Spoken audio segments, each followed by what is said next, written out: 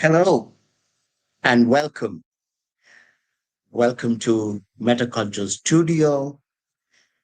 Everybody today that runs a show, everyone who runs an interview platform, everyone who is on YouTube or, trying to interview people talks about their platform being unique and different. So I'm kind of stumped. I don't quite know how to characterize Metaculture Studio without falling into the usual cliches. So I'm merely going to tell you what we are trying to do. Metaculture Studio is an attempt at having serious and informal conversations with sincere thinkers. I say sincere thinkers because I'm not interested in inviting experts who can talk endlessly about their areas of expertise. I'm not interested in inviting passionate activists who want to tell us how to lead our lives. Here, I invite sincere, generous, warm hearted people who are genuinely interested in exploring ideas, exploring with a view to improving not only the audience's understanding, but mine as the host. And I'm hoping that they will also learn in the process. It's, to use another cliche, I can't seem to escape them, a learning conversation. So, welcome again. My guest today, Dr. Champaka Rajagopal, is someone I've known for a few decades now, even though she's way younger than me. And I'm excited to have her here. And rather than my trying to explain who she is, Champaka, why don't you tell those of us who are here who you are? Thank you very much, Ashok. I'm really looking forward to this conversation today. Who am I? Well, that question takes me back to 1993 when I first met you. And you were running this set of sessions where we would discuss it. It was called The Alternatives, if you remember, where we would explore with a group of people are very diverse responses to a whole range of situations. And the one big takeaway for me from that experience was that I should never box myself up into one straitjacketed identity. So that's been with me ever since, I must say that. So if you say I must introduce myself, then I would say I'm a passionate thinker. And I'm someone who's very interested to learn, and I pay a lot of attention to nuances and questions that have stayed with me for 20, 30 years, for instance. So that's how I would like to see myself. But having said that, I am also a domain expert. I'm an urban planner, and I'm passionate about cities. So I'm looking forward to this conversation because I'll have to sort of pull myself out of my domain expertise and enter this sort of an uncomfortable space of having a non-academic, non expertise oriented discussions today with you. So looking forward to that. I apologize for having to dumb you down, but that's at one level. It's kind of like rather than dumbing ourselves down to make ourselves more reflective, deeper, and open about the things we already know. So thank you again. And you're going back to 1993. My past is coming to haunt me again, in a way. So, but those were very interesting times. And I don't want to dwell nostalgically on the kind of work I was doing in Bangalore more than 30 years ago. But there is a sense of a full circle. Those were very interesting times because and I'll speak for myself, like many others, I took living in a democratic state for granted. I took my freedoms for granted.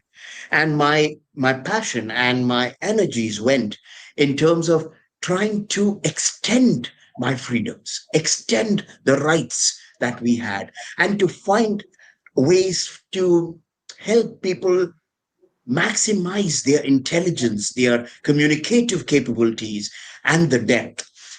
And we are in a very different place now. And this is where I I'm really excited about our conversation today, Champaka, because you are an urban planner, but I know you're being very modest about this, but for the last 15 years, you and I have had many useful conversations about public planning processes, about collaborative consultation, about consensus building.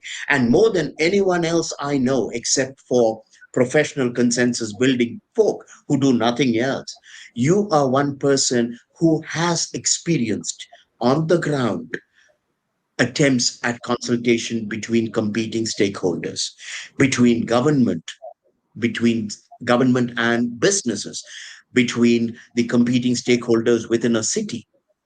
And I know that, we have both in our own ways wondered how those processes could be better. So let me invite you to share with us whatever you want to about your experience within this area of public processes, and just your experience. And you feel free to tell us that it happened in Mumbai or in Tripoli, in Libya, or wherever. Be as candid as your NDAs will allow you to be. Most certainly, yeah. There are so many reflections and memories, and I think for me, I'm not a public participation expert, so to say, but I think what would be really useful, Ashok, is to situate ourselves in the current moment. I think there cannot be anything more relevant than that, and many of our discussions are actually centered around the current moment and the years that we've engaged with one another. And one question that sort of really comes to my mind, and I've really struggled with it actually over the last 2 years, in this time and space of the pandemic, and considering that I'm an urban planner, you can't plan for uncertainty, right? So what is planning in this kind of a context? And if you can't plan for uncertainty, then where do we situate democracy in this kind of a context where planning processes that I've been advocating in the past are all anchored on participatory processes, right? And we work in large teams. But participatory processes take time. It consumes a lot of effort. There's so much coordination that goes into all of that. And I'm really struggling with where do we find the space for democracy in a context where the virus is so rapidly moving? Right. This reminds me of of an anecdote I normally uh, share with both clients as well as students, which is that if my house is on fire, I don't gather my family together and my neighbors and consult with them about what needs to be done. If my house is on fire, I either call 911 or immediately start looking for water or something to douse the fire. In a time of crisis, you do not engage in elaborate, complex, and time consuming discussion. It is anti survival. Okay, so let's be very clear about it. There's a time for deliberation, there's a time for consensus, and there's a time for action.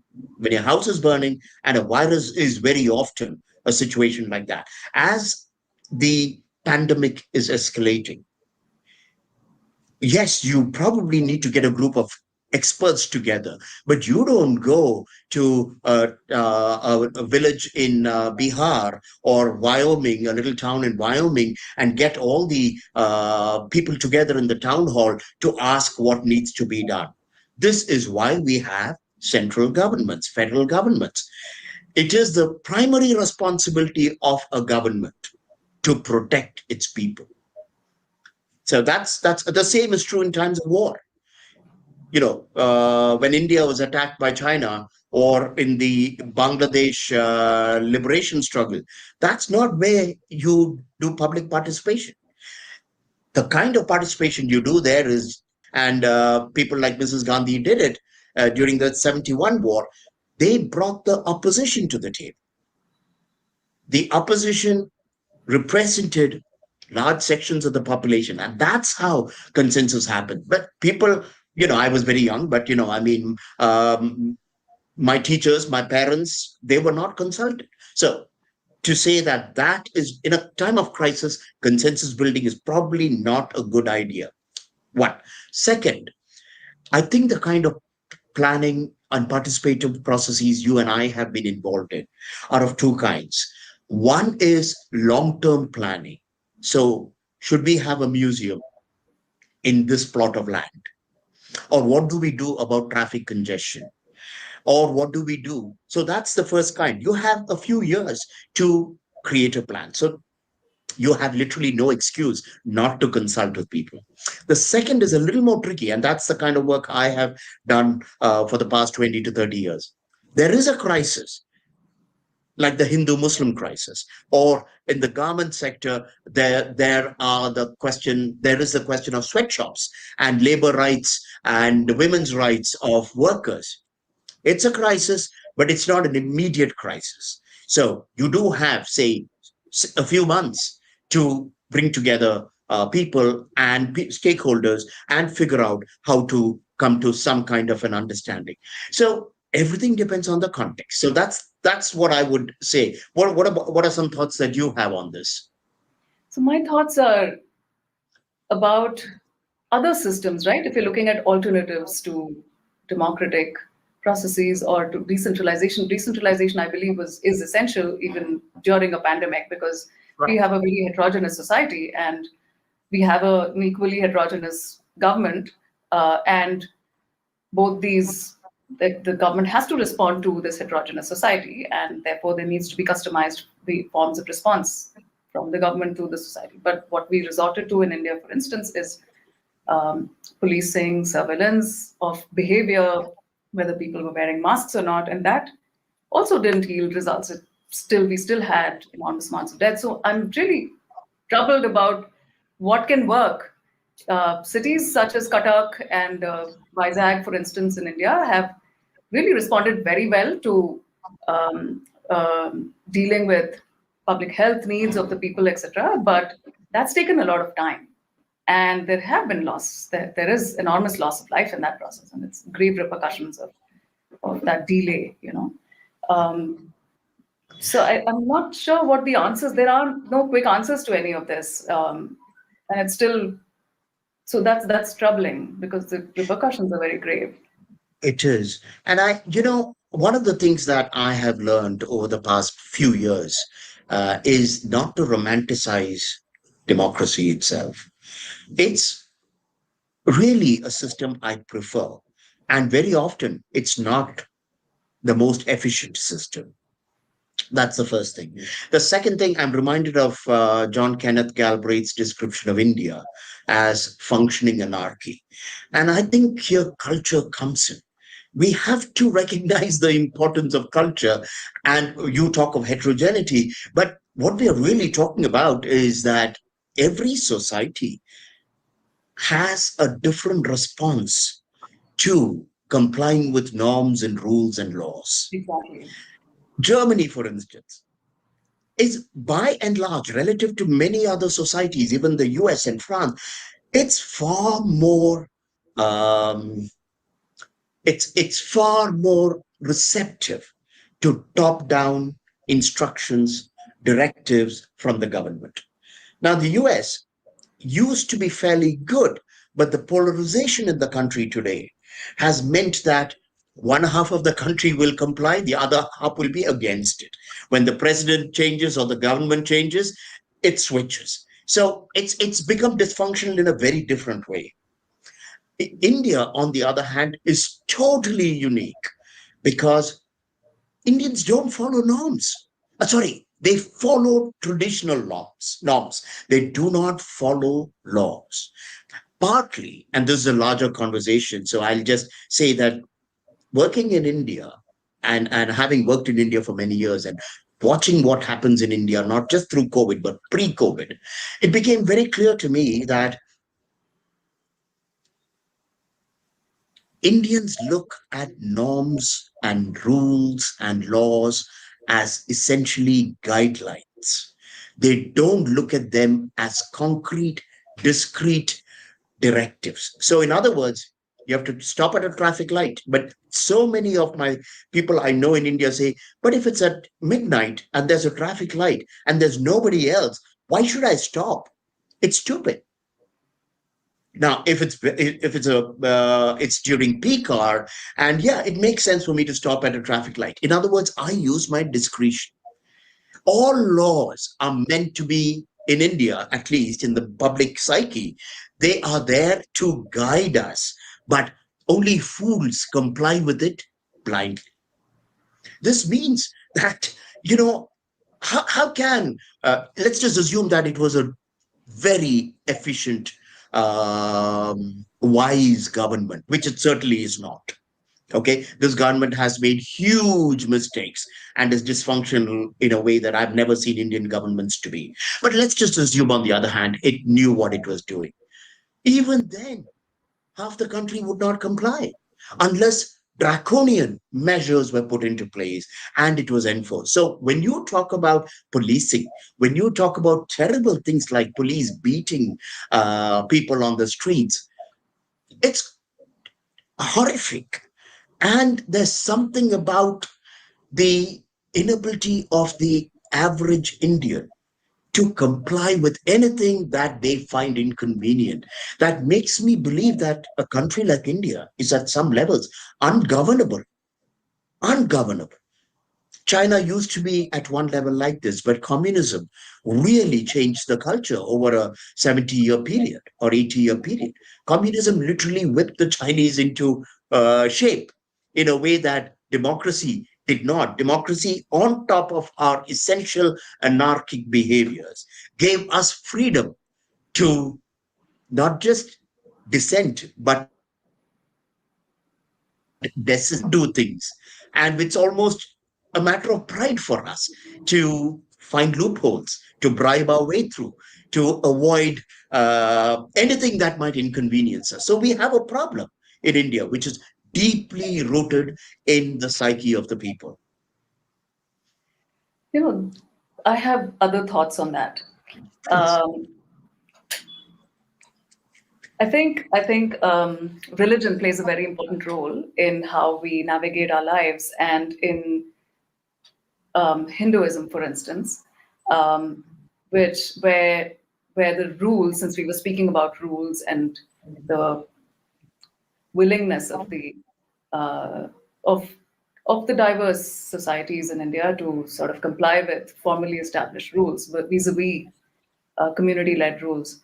Uh, Hinduism is known to be pluralistic in its dimensions. And this colleague of mine, Rajesh Ranganathan, who I was having a discussion with yesterday on this subject, actually was reflecting very and some interesting thoughts over there that um, um, in Hinduism, rules are situated. Rules for each of us. So we follow a rule based on where we are in that particular context. So the rule is very much rooted in context. And I think that is an important insight, and it's quite a counterpoint to the other interpretation of the way in which um, Hindus, for instance, may navigate rules, Right. where the dominant critique is that um, there is always an exception to the rule in the way the norms in the Hindu religion are structured, you know. So I think there are two very different perspectives there, and I think the argument on situatedness also speaks to the point you were raising about traffic signals and how we use discretion to conduct ourselves in a particular way because you're situated in that particular context and you're faced with a certain dynamic there, and you behave depending what that dynamic tells you is the best way to go about things. Or best for, it may not necessarily be the best for everyone, but it's the best for you at least, and a few others that matter to you, you know. So I think there's that question of individual behavior versus the society and what is good for one or the other. You know, And you raised so many issues here, and obviously, one session between you and me here will not do justice to many of these threads that can do with picking. But one of the things that I kind of unhappily came to, one of the kind of realizations which I'm not happy about at all, is that perhaps democracy, liberal democracy, and the accoutrements of liberal democracy, including public participation, are very difficult to implement in a country like India. We haven't reached the place where we even have one idea of nationhood, the idea of a collective good. Every community has a slightly different idea of the collective good. For them, the good is what works for that community. And ever since, particularly with the caste system, but even without caste system, class or religion or whatever, we live in a society where it's morally it's morally necessary to take care of our own first, and almost to the exclusion of everyone else. So that means there is really no idea of nationhood, even though Gandhi and Nehru and that generation tried very hard to create an idea of nationhood. And this is what the Hindutva government today has been able to manipulate in order to create a different notion of nationhood based on creating the other, creating the internal enemy, which was certainly not the way I grew up in the 60s and 70s and 80s. We had a strong idea, but I realize now that idea was an urban, elitist idea of India as a nation. So, coming to democratic processes, how can you have a democracy when you do not have an idea of a collective good? One. Second, how can you even have a public dialogue process when people come there with one very different, for some people shouting and yelling and silencing those who should not be at the table is necessary. They're not evil. They just do not understand how, for instance, a woman could be at the table. They can't understand how a Dalit could be at the table. Okay. And we are such a divided hierarchical society that to share a table with someone who is below us is absolutely inconceivable. So place at the table itself is contested. Okay. Second, way to communicate is contested. Third, you and I know that all participative processes require that the facilitator has power. In India, if you have a powerful business person or a politician or a landlord, he cannot understand why he is not the facilitator.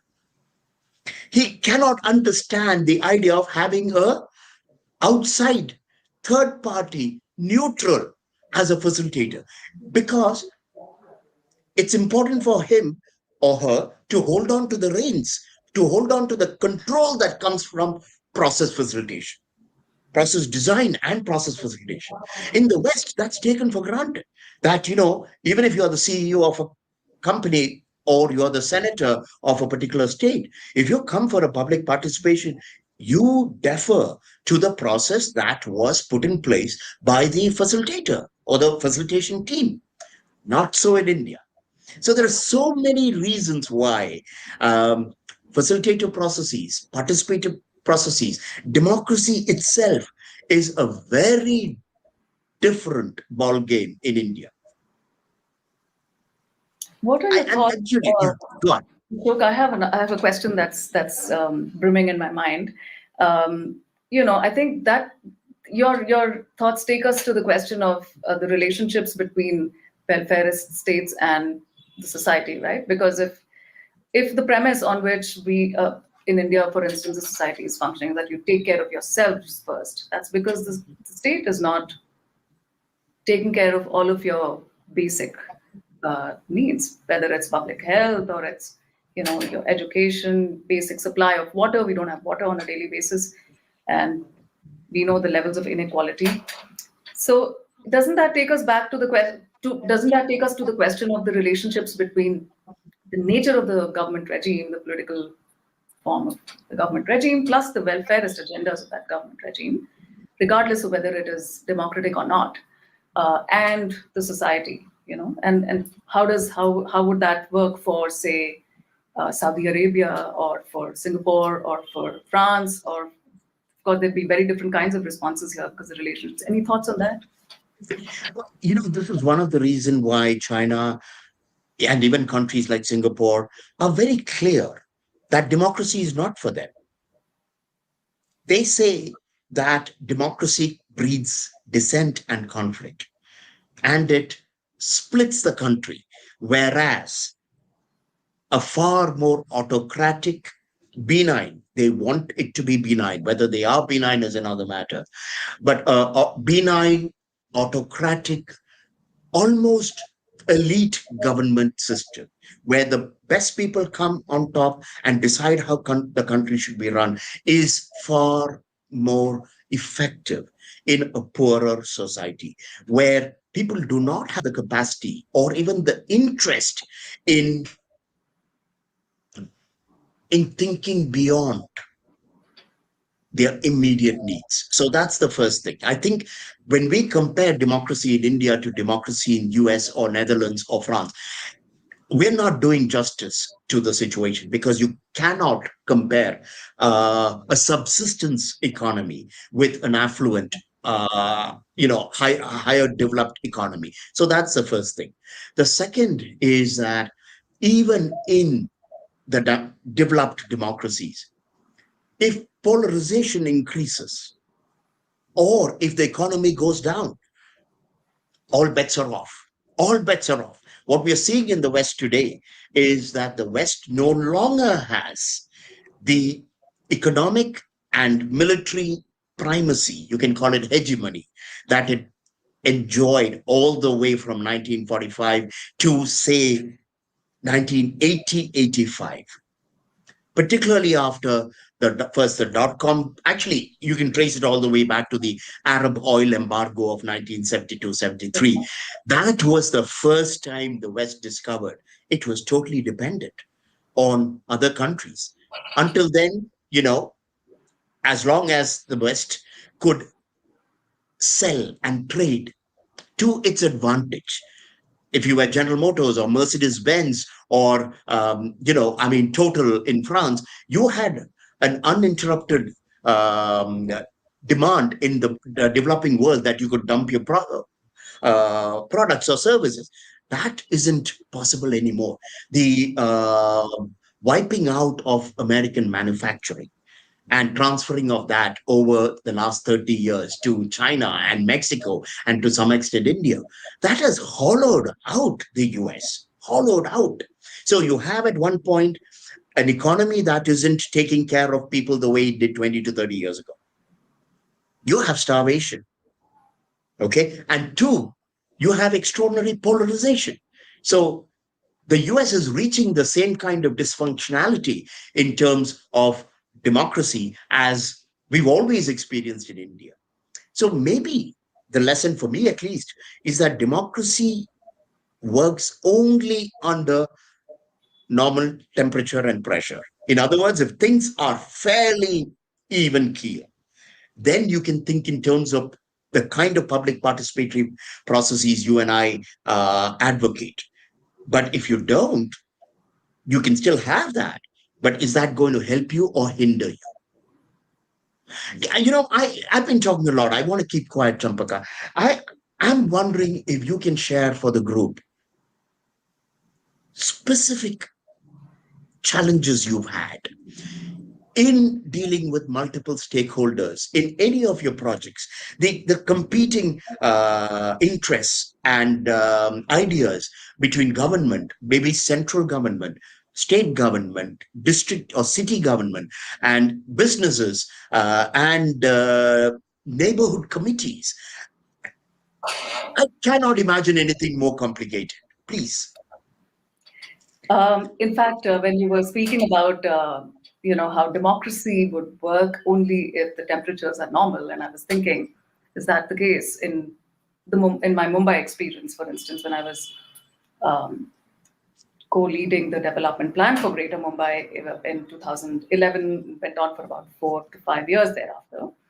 And in that context, I think it's not a straightforward answer, right? Because here we are in a system where the government has outsourced the plan to a private company, and that outsourcing involves a contract which has public processes that are structured across 2 or 3 specific points in time.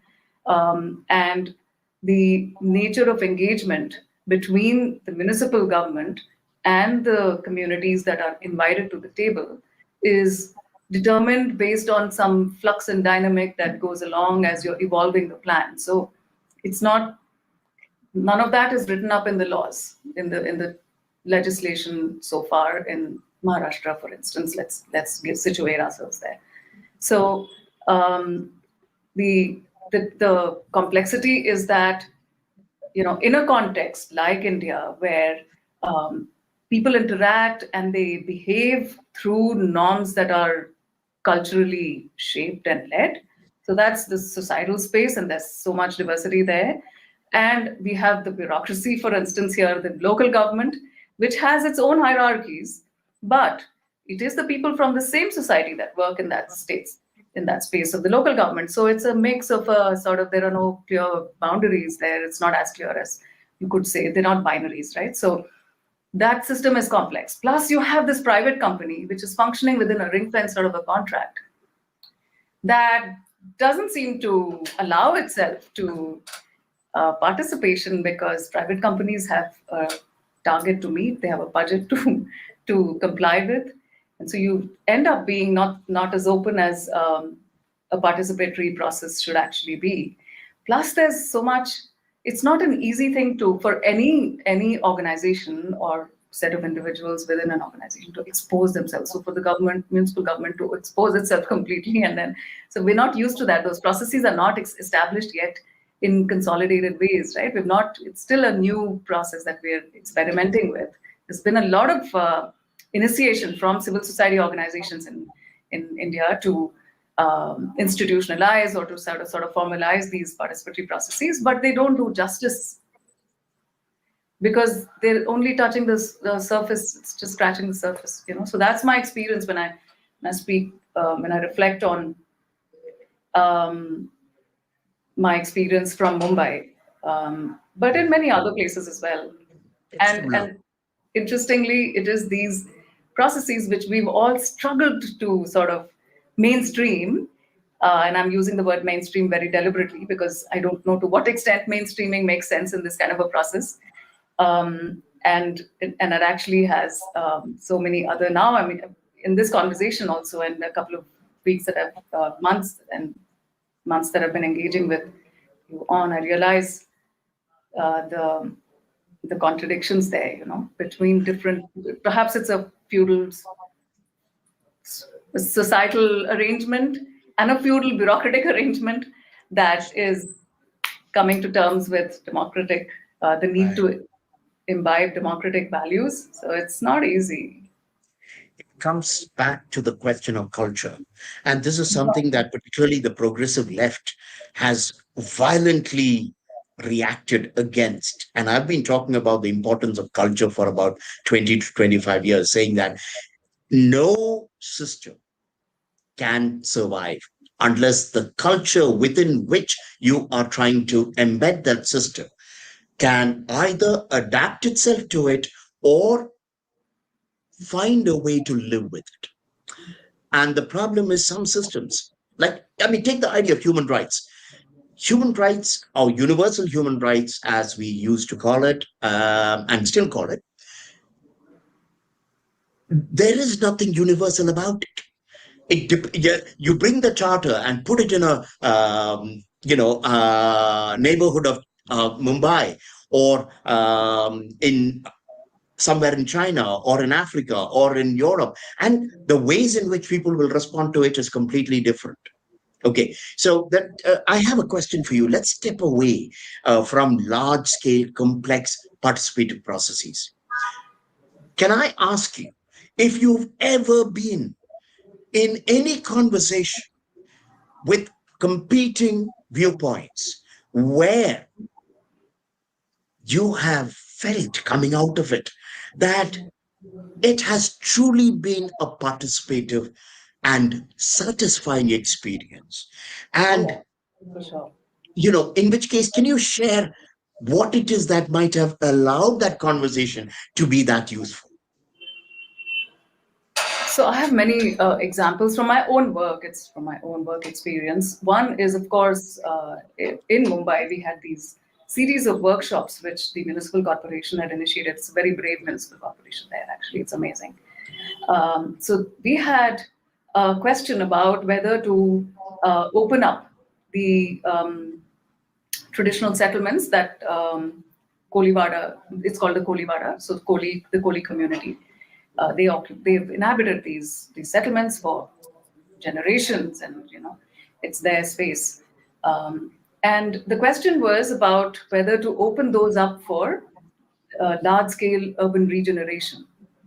And there were just so many viewpoints. There were people who were from the heritage sector who had a certain kind of perspective about why Koli Vadas need to be preserved. The Real Estate Architects Association, which was present in the same around the same roundtable, they had thoughts on why it's important to allow for amalgamation of plots, for example, and allow for growth to occur. The Koli community itself said, no, thank you. We do not want to be imposed with any kind of preservation because we are an evolving community. And this lady who spoke up was absolutely brilliant, so loud and clear about what they think they would like to lead their lives like. It's their Right. settlements we're discussing. So, and it's so it was fantastic that experience. I thought it was wonderful because we finally, of course, went by what the Kohlis in our regulations, the way we imagine what should So happen to my these question spaces. is, what allowed it to be successful? Why didn't it collapse? Why didn't that conversation collapse?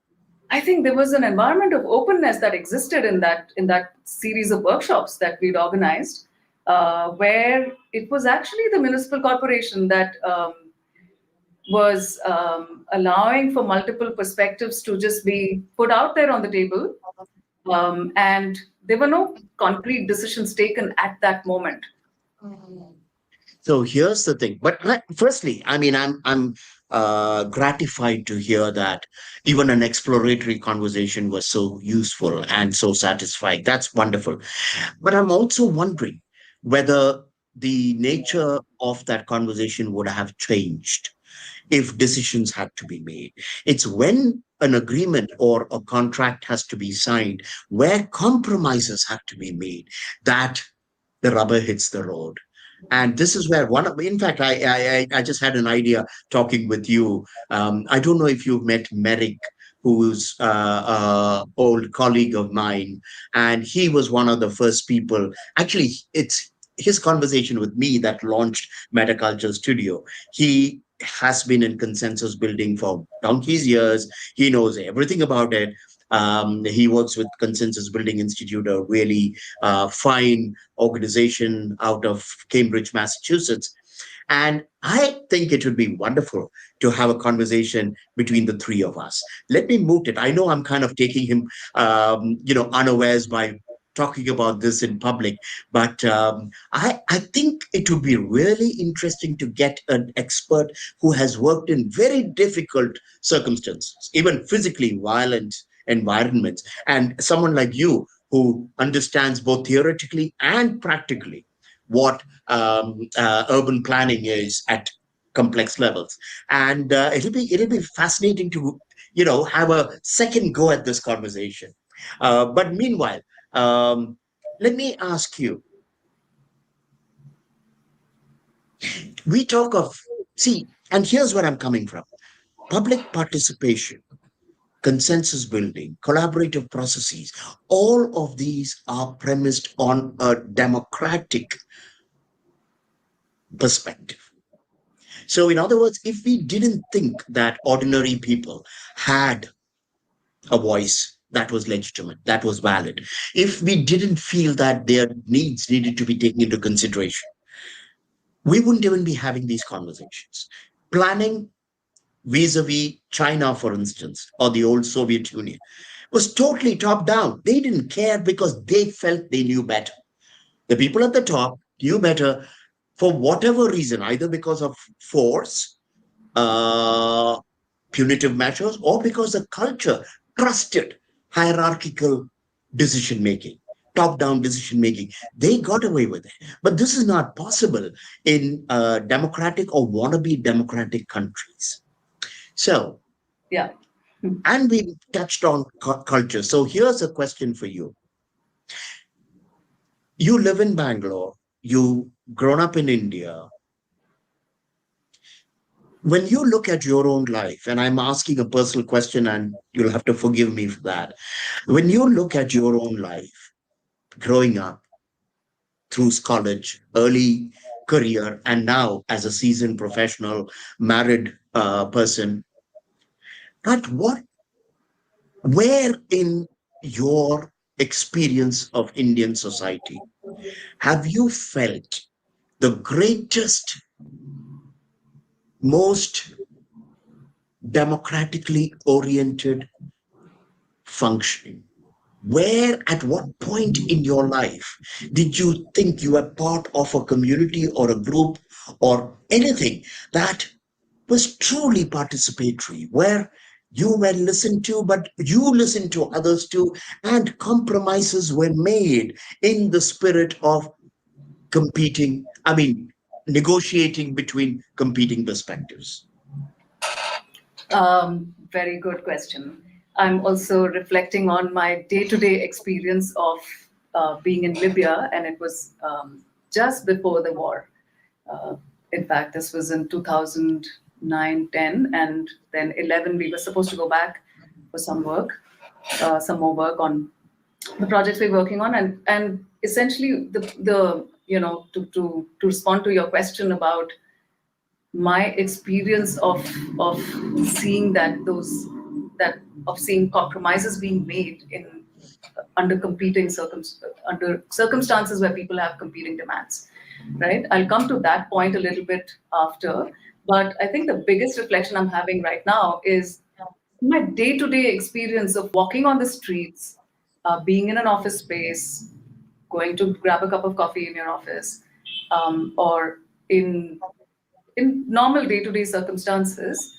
In India, I don't have this tension that I'm constantly being watched by in through cameras, you know, and so there is a certain amount of um, there's no anxiety on that front, and I think that was the biggest distinction I found in terms of living and growing up in a democratic context, As and compared to, as compared to living in countries or growing up in countries which do not are not governed by democratic governance regimes, right? So there are where are also you talking about? um, I'm guessing you're not talking of Netherlands, where you no, spend no, time, or certainly the not. US. Right. No, no, So, certainly which not. countries are you talking about, if you don't mind saying? Not sure if I should be revealing specific names. Okay. There Uh, are governments that I've worked with briefly, but my experience in one of these countries was very severe, where we were constantly watched. Literally, you were you could have been in doubt whether they were watching you, even when you're inside your own home spaces. You never know whether there's a camera up there. So I right. think that's a very high level of vulnerability. Um, Certainly not face that in India. Absolutely not. We're far from it, I think. So even if we're speaking about, uh, how the current context in India, there's been so much discussion about this, that there's loss of democratic experience in our day-to-day lives. I think we're far from this other experience that I had in this particular government regime. And to think about competing demands, I think just the fact that um, we have a system that is still governed by a constitution. And I'm not saying that the constitution I'm certainly saying it's an evolving document. It's an evolving set of norms. It's an evolving set of processes, not a document. It's a process. So I think there are still all of those values, even though we might say that our communities are led largely by cultural norms. I think the fact that those processes do exist allow us to. It's sort of a. I think it's at certain points in time, whether it's particularly people in the neighborhood that I live in, and I engage with the Residents Welfare Association very closely here as well. So we rely on these on the rules, norms that are established, depending on what our needs are.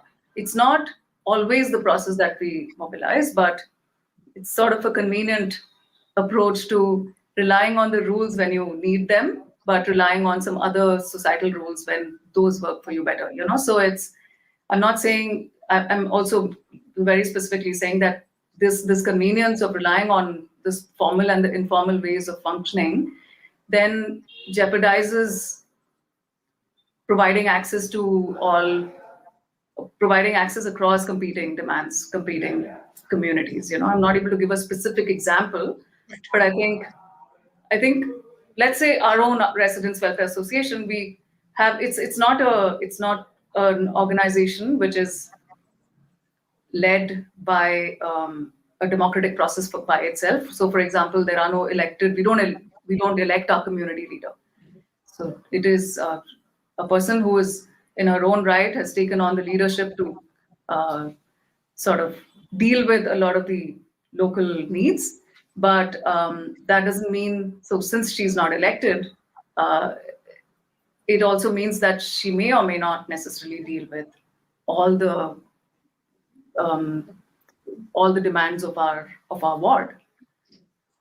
So I think there's this, so a lot of the decisions there get taken almost like it's a firm.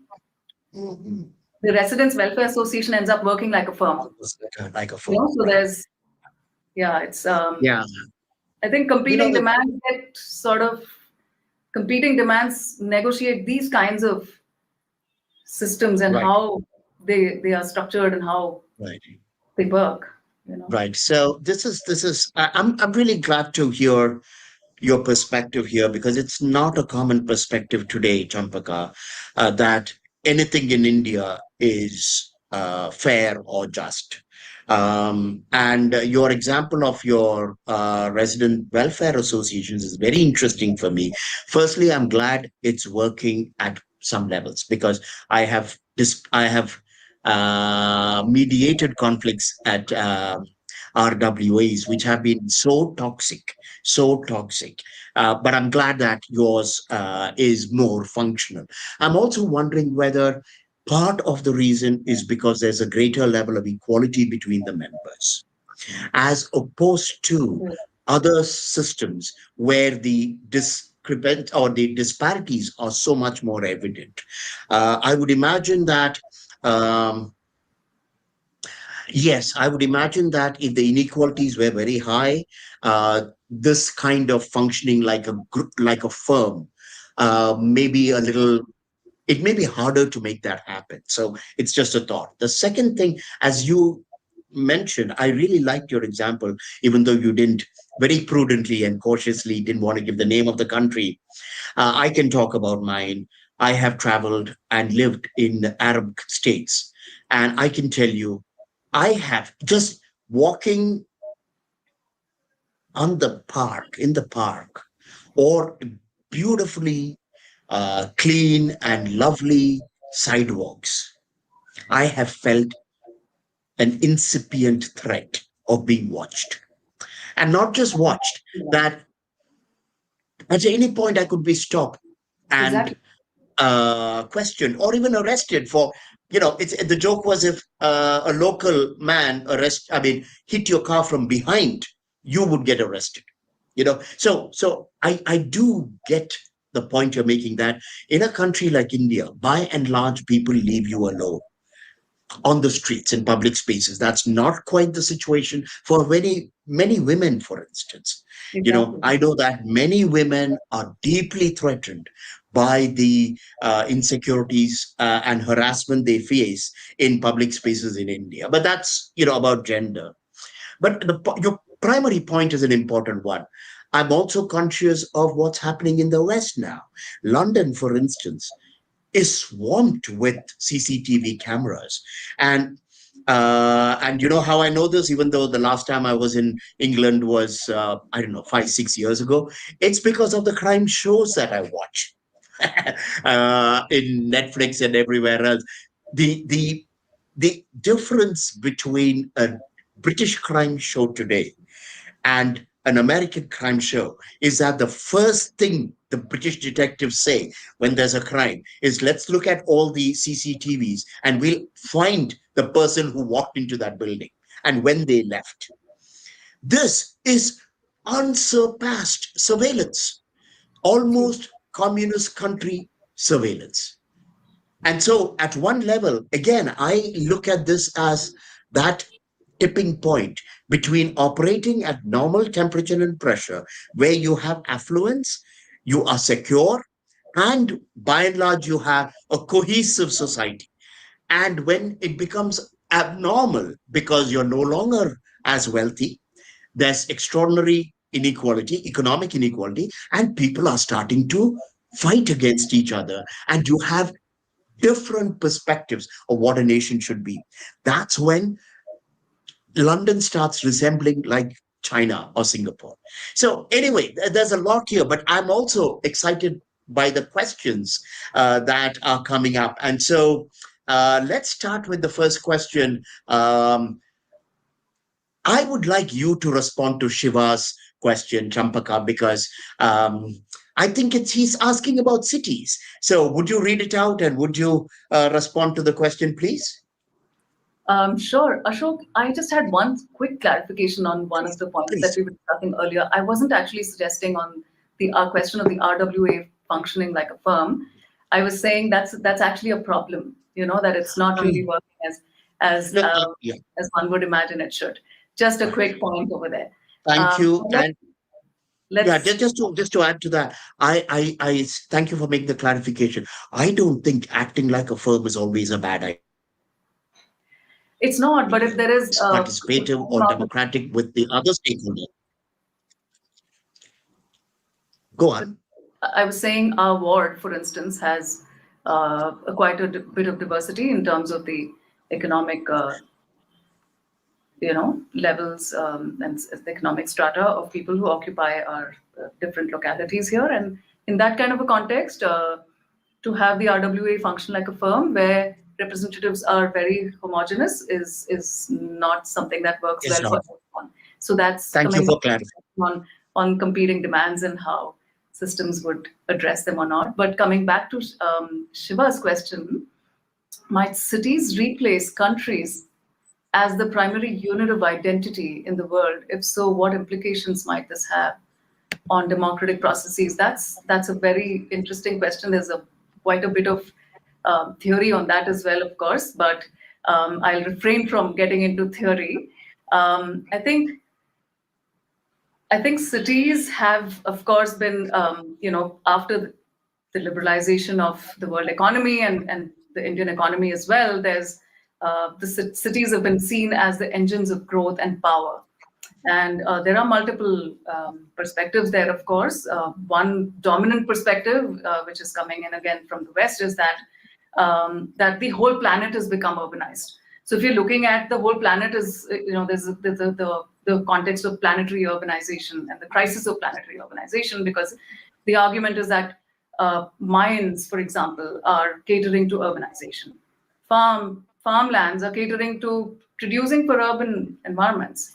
And similarly, ports, for example, are also catering to urbanity in one way or another. So if the whole planet is urban, the Amazon is getting depleted, and that process of depletion is being read as urbanization.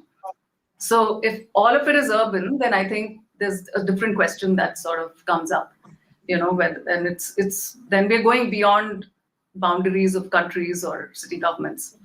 I think becomes a much more grave question to think about. That's fascinating. I never thought of it that way, Champaka. The idea of planetary urbanization, treating the rest of the planet purely as a resource for urban centers, which has been happening kind of organically, but if it becomes that cities become the governing centers, and each city is negotiating with another city, even within the same country, for resources,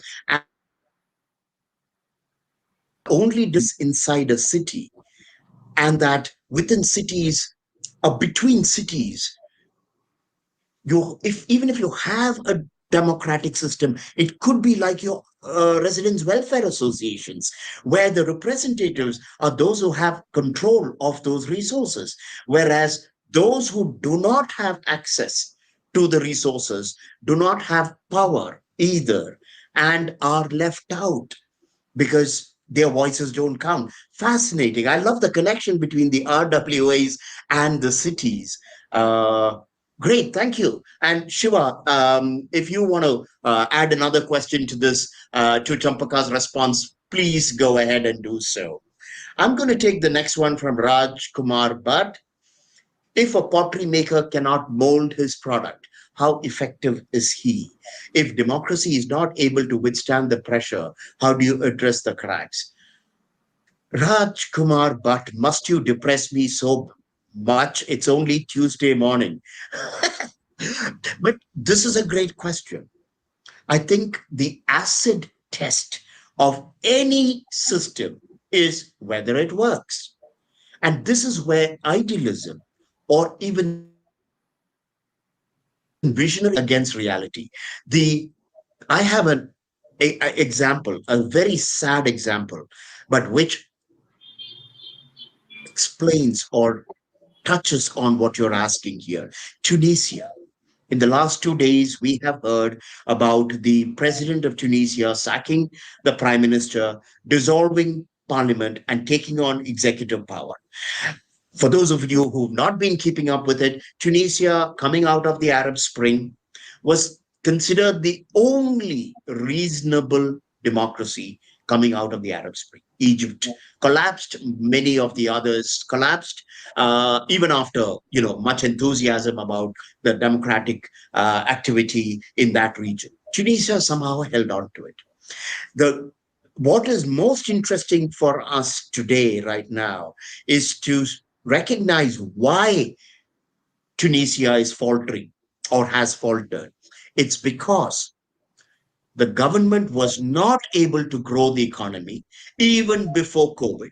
COVID has almost completely destroyed the tourism industry, and the tensions between the Islamist group and the other groups, and the Islamist party is the largest party there, have been growing.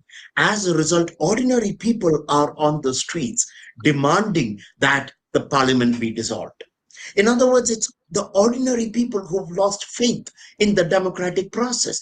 The potter's pots are not seen as worthy of being used, and they want something else. Now, mind you, they're not necessarily saying that we don't want democracy.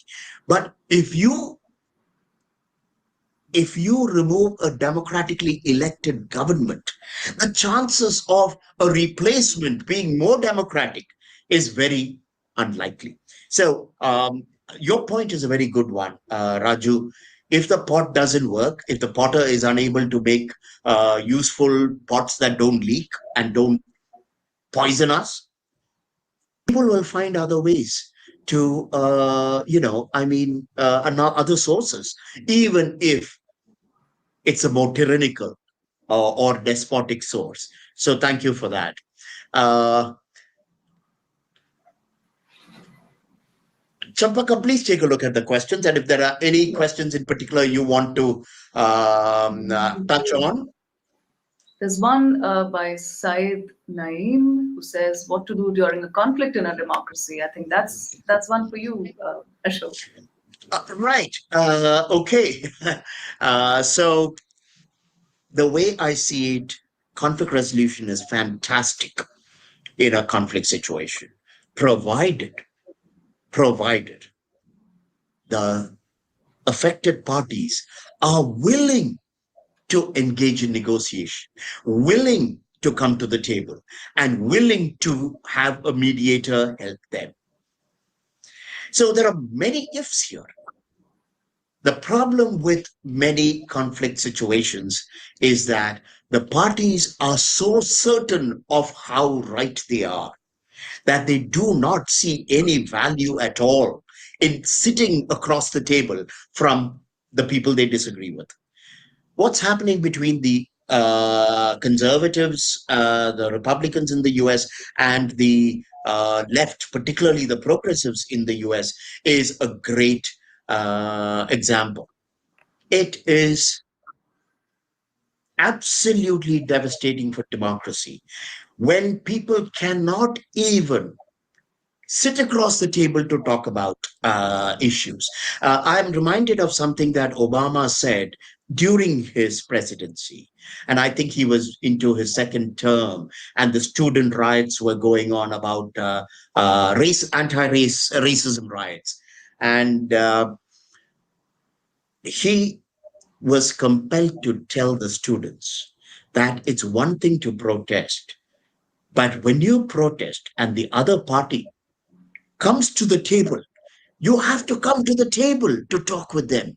You can't continue to protest and demand that your needs be met without negotiation. I mean, I'm paraphrasing. I mean, that was a wonderful cautionary statement. Nobody listened to him. He was attacked by progressives for even suggesting that protest has limits. And protest is useful in a democracy only if you follow it up with negotiation or dialogue. The problem with professional protesters, and I see the Indian NGO community, and I have no problem saying this because I have experienced firsthand the attitude of NGOs and activists in India. They are not interested in negotiation and dialogue. They see that as selling out. Their idea of democracy is the right to protest and bully the government and business into giving them what they need. I'm not questioning whether the NGOs want good things. An environmental NGO wants to make sure the river is not polluted. Uh, um, a group working with indigenous tribes wants to ensure that their land is not taken away. These are very important things to activate, to advocate for, and to protest about. But protest in a democracy only works if you are able to, as I said, follow it up by coming to the table and saying, okay, here are our needs.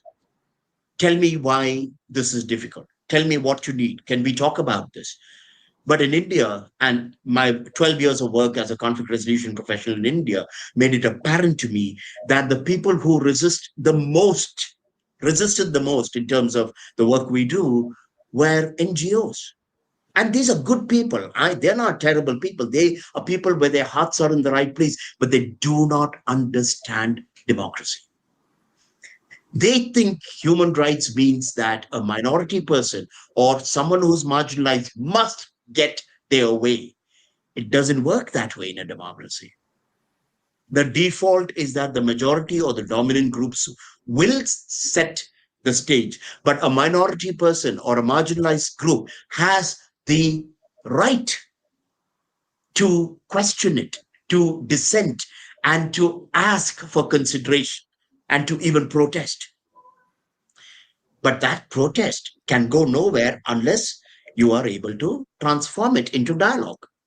So it's just very interesting for me, Saeed, that conflict is something that democracies are equipped to deal with, provided the parties in a conflict want to deal with it in a democratic way as opposed to a top down way. If let's just say I'm a minority and I put my foot down and I say this is the only way it will happen, and I'm able to shut down the city through strikes, or I'm able to do whatever to bring down, to get a decision on my behalf. Guess what? I set the stage for the destruction of democracy. Next time round, the people at the top know that Ashok, will not reason, he will not negotiate. He is absolutely adamant. They will not see any reason in dialogue. And this is part of the reason why we are in this situation in India. And this is part of the reason why the US is starting to put itself in a very, very difficult situation. I just want to give this little thing that I picked up in the New York Times today. A question and an article about, and this is the question: should I fire my dog walker because of her political views? I'm astounded. If my dog walker, firstly, there are such things as dog walkers. If my dog walker cannot have views that are different from mine, how will I tolerate that in, from someone who I have a greater stake in cooperating with? How will I tolerate it from my spouse or my friends or my co-workers? It's a terrifying situation in the US today. What are some thoughts that you have, Champaka? Yeah, I have some important thoughts, I believe. There are new types of networks. I wouldn't call them NGOs or non government organizations as such, but more recently, there are many new networks that have evolved over time, like over the last 4 to 5 years, where there are a couple of leaders, of course, in these networks, but they have very proactively taken the position that they are going to engage and reach out to the government. They're going to reach out to all other types of organizations, groups of people, etc. It doesn't have to be, and it's very agile. These networks are much more agile than what we've had in the past. And I think new types of systems and groups, networks are emerging, which um, may not, they do not fall within the traditional sort of an understanding of the NGOs. Advocacy groups. Right, Yes, so right. I think it's interesting to observe that, and I do know some of these community leaders or these network leaders personally as well, and I'm looking forward to how they evolve. Actually, I'm very keenly observing what forms of engagement they take up. Because I know, for example, there's this group called Heritage Beko in the city of Bangalore, where they've very proactively taken up positive forms of discussion with different levels of the Oh, government, geez. with firms, with different types of communities. It's not a protest-led form of Mm. I engagement. love it. So it's very interesting. I'm just curiously watching what's coming up, Right, right, and I'm part of some of these as well. So it's not just that I'm speaking from a distance, not at all. right, Yeah. right, right. I'm really glad to hear that, Champaka. And I really hope to see that grow. I do have a concern, and I'm just putting it out there, that this is coming a little too late because, and your views may be different from mine, but I firmly believe that the democratic ship in India has sailed. I personally believe that this particular government is not going to be receptive to that kind of negotiation or dialogue anymore. I do believe it's possible with local governments and with some businesses, but when I look at the big businesses like Reliance or Adnani, I don't see them as even remotely being interested in any process of this kind. Whereas 10 years ago, they could have been compelled to come to the negotiating table. And my experience on issues of, say, for instance, GMO foods, on in mining and many others, where the NGOs refused to come to the table. So that was a point 10, 15 years ago that democracy could still have perhaps been saved. But I believe that, particularly in the last 7 years after the first coming of this government, and even more so in the last 3 to 4 years, I think one would have to be an extraordinary optimist to believe that the collapse or the weakening of democracy can be rolled back. But having said that, better late than never. If there are people who are recognizing the importance of thinking beyond protest, I think it would be great. But it's not just India, as I said, throughout. France is a great example. It's other than the US, where the the capacity to genuinely sit down and engage, which is the hallmark of democracy, without dialogue, without negotiation, without compromise, you do not have a democracy. Elections don't make a democracy. Elections can be very top down, and it can end up with majoritarianism, as in Orban's Hungary or in Poland, and definitely in India, Modi's India.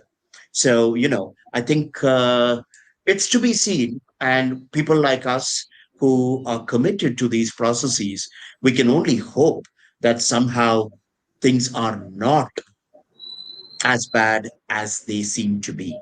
So, Oh, I couldn't, yeah, yeah, thoughts I from couldn't you, particularly at agree any more. level. What are you going to do with your career right now?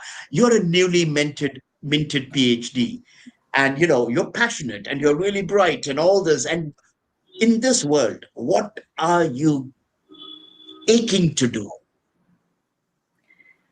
So one big question is whether one should look at what happens in the future in my life as part of a career. I think I'm questioning the word career, and I don't think I'm attached to the word career anymore. I'm trying to look at what gives me a good sense of satisfaction. So there again, I go back to 1993. I break away from any predetermined boxes around me.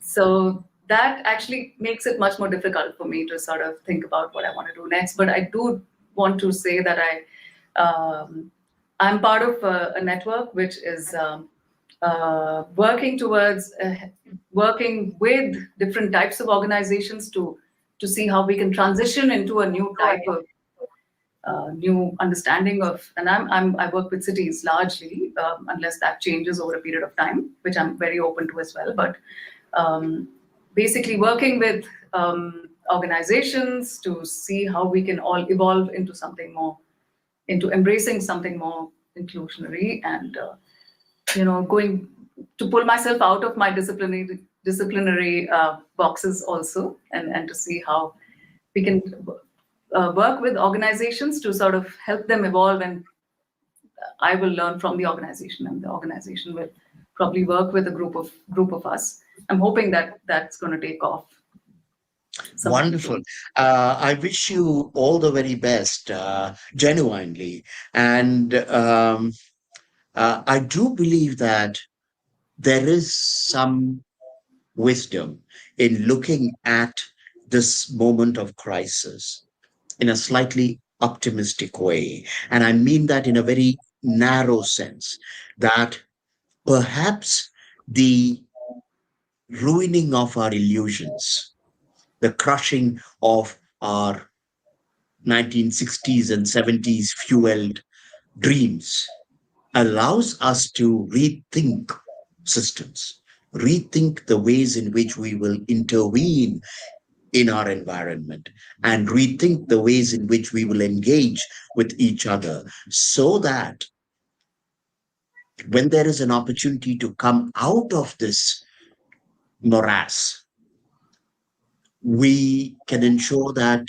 we don't make the same mistakes again as we made for the last 50 to 70 years. So, initiatives like yours, I think, may be the nascent efforts at almost rebuilding civilization.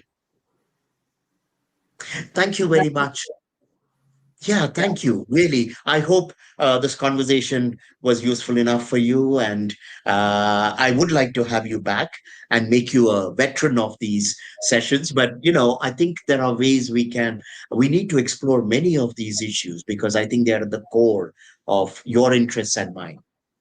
absolutely. Thank you very much, Ashok, for inviting me. This has been so fantastic.